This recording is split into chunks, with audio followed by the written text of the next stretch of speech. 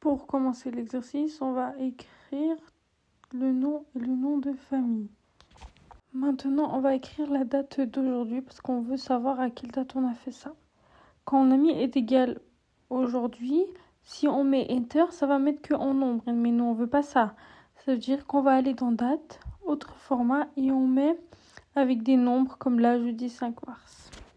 Comme on a besoin de savoir quelle catégorie, alors on va dans une autre fichier Excel et on prend dans catégorie. On va tout pouvoir tout sélectionner, comme cet exemple-ci.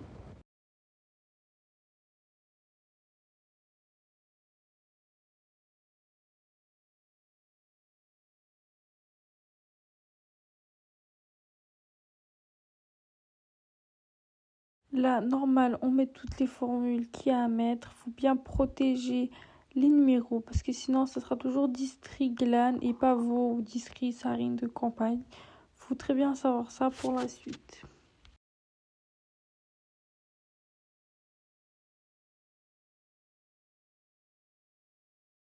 Après, on a besoin de savoir pour les trimestres. Trimestre 1, 2, 3.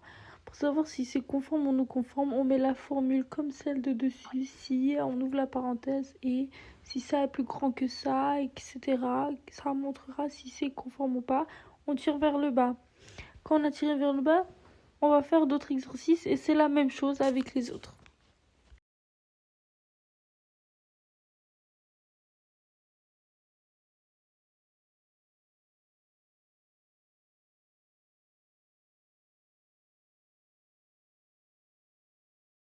Maintenant, on doit faire la somme de chaque trimestre individuellement. Ça veut dire que la somme, on reprend tout et ce sera la même chose pour le trimestre 1, 2 et 3. Je vous laisse avec cette vidéo.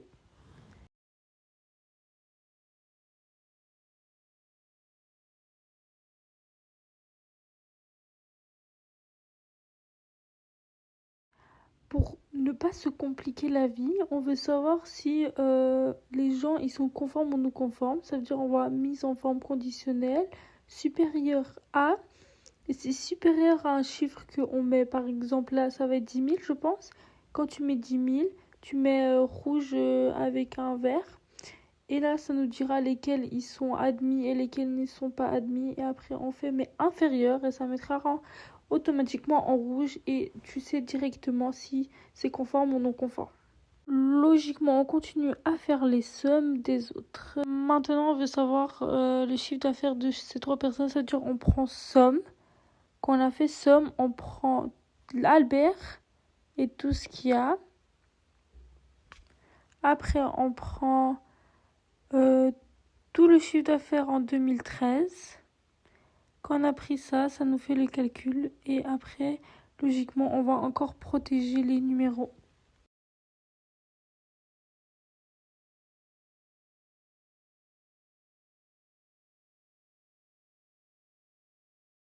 Après, logiquement, comme on a protégé le numéro, il manque plus qu'à tirer et ça sera des nombres différents. Et ça calculera automatiquement.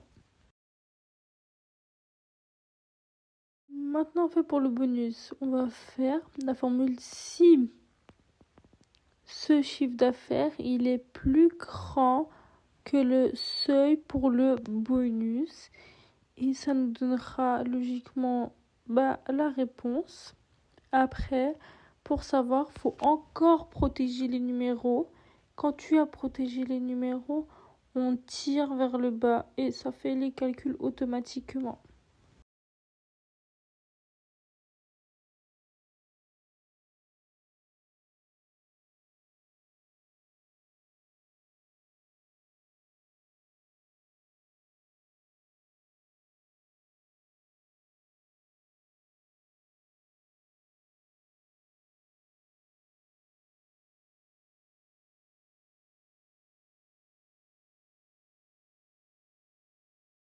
Après, pour la fin, il faut faire le chiffre d'affaires et on va faire le maximum, le moyen et le minimum. Il y a les formules max, minimum et moyenne et là vous verrez au fil de la vidéo comment faire ces formules.